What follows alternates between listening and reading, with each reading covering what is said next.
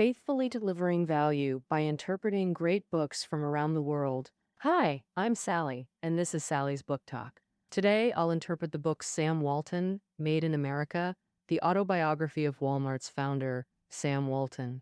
In 1962, Sam Walton opened the first Walmart retail store in Bentonville, Arkansas. After that, through decades of growth, Walmart became the world's largest retailer. According to 2019 statistics, Walmart has 11,300 stores worldwide, manages over 2.2 million employees, and has retail sales exceeding 500 billion US dollars.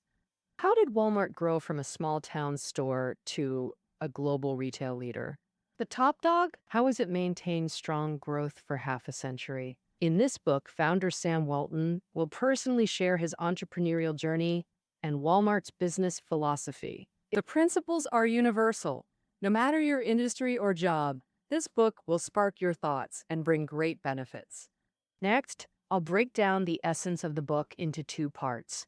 Part 1, Sam Walton's entrepreneurial experience. Part 2, Walmart's business philosophy. First, we'll cover Part 1, exploring Sam Walton's entrepreneurial journey. Sam Walton was born in 1918 in Kingfisher, Oklahoma. Later, his family moved to places like Springfield and Columbia in Missouri. Walton's father was an ordinary working-class man who held various jobs including bank clerk, farmer, agricultural loan assessor, and insurance or real estate agent. He was very diligent, honest, and upright, and he loved doing business, skilled at bargaining. Walton's childhood coincided with the Great Depression in America, so the family struggled and had to work hard to earn extra income. Walton's mother ran a small milk shop, and Walton would get up early to milk cows and deliver milk. At around 7 or 8 years old, he started delivering newspapers, soliciting subscribers, and kept it up until college. He even raised rabbits and pigeons to sell for money. It was these tough experiences that taught Walton from a young age how hard it is to earn money, and it instilled in him a frugal habit of never wasting a penny. Walton's mother had high expectations for her children. Now, she herself had read many books, attended college for a year, but then dropped out to get married. Perhaps to make up for this regret, she insisted early on that Walton should go to college and achieve something great. Walton was influenced by his mother and inherited many of her traits. From childhood, he was determined to excel at everything. He loved sports from a young age, joined the local Boy Scouts, played football, baseball, and basketball with other kids, practiced swimming in summer, became a little athletic champ, and even saved a drowning child, earning the highest Boy Scouts honor at age 13. He became the youngest Eagle Scout in Missouri history. Later, Walton joined the football team. Despite lacking physical advantages, he was adaptable, and with some luck, he never lost a game he played in. This undefeated streak had a major impact, making him always believe he'd win in the future, even against tough challenges. Walton. Another standout trait was his abundant energy. In college, he actively joined clubs and decided to become the student council president. Walton figured out the secret to being a student leader: meeting lots of people. When someone walked by, he'd always greet them first. Everyone knew Walton as a friend, so his campaign naturally succeeded. From high school, Walton earned his own tuition by finding more newspaper subscribers and expanding delivery routes. He even hired a few helpers, making about $4,000 to $5,000 a year. That was a substantial income back then. Besides paper routes, he worked as a restaurant waiter for free meals and as a pool lifeguard. Upon college graduation, Walton didn't have a clear career goal. He once heard insurance salespeople earned well and wanted to become one. But by chance, J.C. Penney, then the largest U.S. chain department store, offered him a job. He joined the company, formally entering the retail industry, and worked there for 18 months. By early 1942, World War II was underway. As a member of the U.S. Army Reserve Officers Training Corps, Walton quit his job to go abroad and serve his country in the war. But due to an irregular heartbeat, he wasn't approved for immediate active duty and instead served in the reserves, ready to be called up anytime. While waiting for deployment, Walton luckily settled two major life events. First, finding the person he wanted to spend his life with. Helen came from a wealthy family. Her father was an exceptional lawyer, banker, and rancher. Helen was beautiful, intelligent, well-educated, ambitious, decisive, strong-willed, and like Walton, had been an athlete who loved outdoor activities with tremendous energy. Helen was Walton's perfect match, providing immense support in every aspect during his entrepreneurial journey. The second major event was determining his future career direction.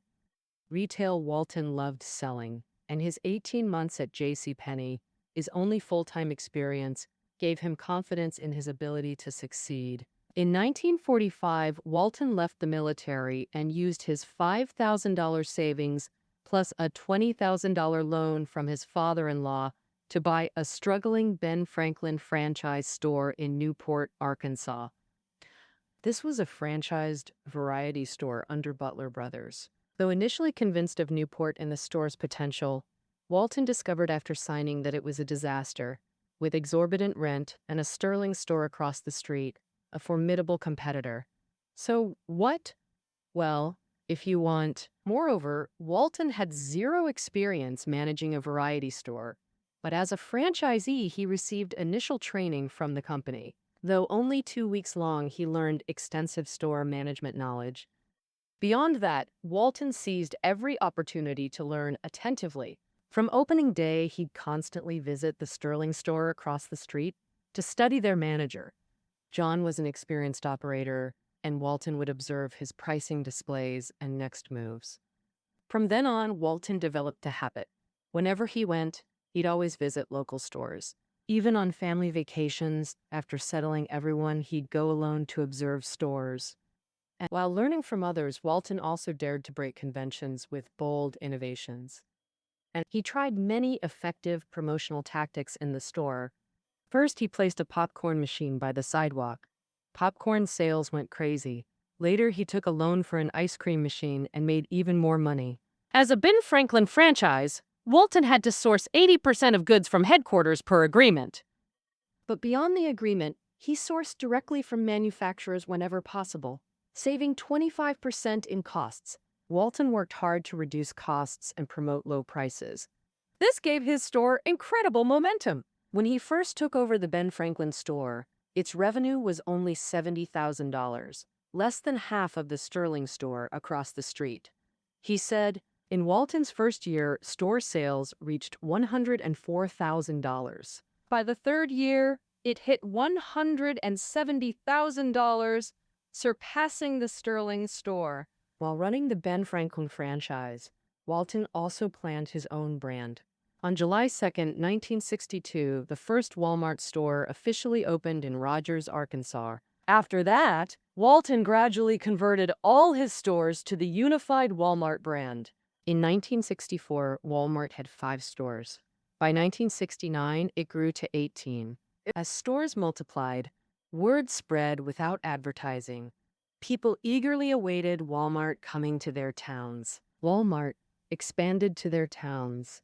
By the 1970s, it opened over 50 new stores yearly, growing the Walton family fortune. In 1985, Fortune named him America's richest person. In 1993, the year after Walton's death, Walmart's sales reached $67.03, becoming the world's largest retailer. In 2001, his Walmart empire became #1 on the Fortune Global 500. 5 Walton family members occupied positions 7 through 11 on the Forbes Rich list, making them the world's wealthiest family. Despite this, the Waltons maintained a simple lifestyle. When reporters flooded Bentonville expecting lavish displays, they were sorely disappointed. The richest man still drove his old pickup truck and wore cheap clothes from his own stores. Wearing a Walmart logo baseball cap, he continued visiting the local barber shop. Walton wasn't a miser. He simply followed the principle of meeting life's better needs, believing that sufficient food, an elegant place to live, spots for hunting and tennis, and good education for his children were enough. He didn't need private islands, yachts, or luxury cars. Walton and Helen had 4 children, 3 boys and 1 girl, and they worked hard to create a harmonious, warm family environment for them. Despite busy schedules, they prioritized being present for their children, especially through sports, while instilling traditional values. Hard work, honesty, harmony with others, and frugality. Each child worked in the stores in some way. Little Alice was selling popcorn behind the counter at just 5 years old. But undoubtedly, Walton achieved remarkable success not just professionally, but also in family life and parenting. All right, that concludes part 1. In this section, we covered Walton's life journey and the founding and growth of Walmart. Walton was hardworking, frugal, eager to learn, innovative, and driven to succeed. As founder, these qualities became embedded in Walmart's development and culture, crucial to its success. Now we move to part 2, understanding Walmart's business philosophy. It has 4 key elements. First, discount retailing. Second, small town expansion. Third, partnership approach. Fourth, corporate culture. Let's examine each, starting with discount retailing. Discount retailing means high volume, through low margins, passing savings to customers, while increasing overall profits. For example, an item costing 80 cents, sold at $1.20, might sell 100 units, but at $1.00, it could sell 300 units. The $1.00 price yields greater total profit. Around the 1960s, discount retailing became a major trend in American retail. While running Ben Franklin franchises, Walton adopted this approach. To cut costs and lower prices, he'd bypass Ben Franklin headquarters to source directly from manufacturers. But franchise contract restrictions required 80% goods from headquarters, so Walton could only do sporadic discount sales. When he started his own Walmart stores, these restrictions vanished. Walton could fully implement discount strategies. Early Walmart obsessively maintained lower prices than competitors. Walton and employees relentlessly cut expenses to achieve this. For example, Walmart stores had basic decor, concrete floors, and plain wooden shelves. Originally named Walton Mart, Walton calculated neon and lighting costs and shortened it to Walmart to save money. This shows his extreme cost-cutting dedication, resulting in 20% lower prices than competitors. To boost sales further, Walton created attention-grabbing innovations. Hearing about self-service at Franklin stores, he took overnight buses to investigate and immediately implemented it. During the hula hoop craze, when supplies were scarce and expensive, Walton partnered with a tubing manufacturer to produce them affordably. Walmart sold tons of hula hoops, nearly giving every child in Northwest Arkansas one. That concludes the first element, discount retailing. Next is the second element, small town expansion strategy. Walmart grew from small towns, reflecting Walton's preference for rural life. They loved small town tranquility, disliked big city noise, and wanted their children to experience their upbringing. Thus, towns over 10,000 people were excluded from consideration. Operating in small towns was both a family preference and a brilliant business strategy, because big corporations simply don't care about these small towns. In that era, even powerful Kmart stores wouldn't open in towns with populations under 50,000.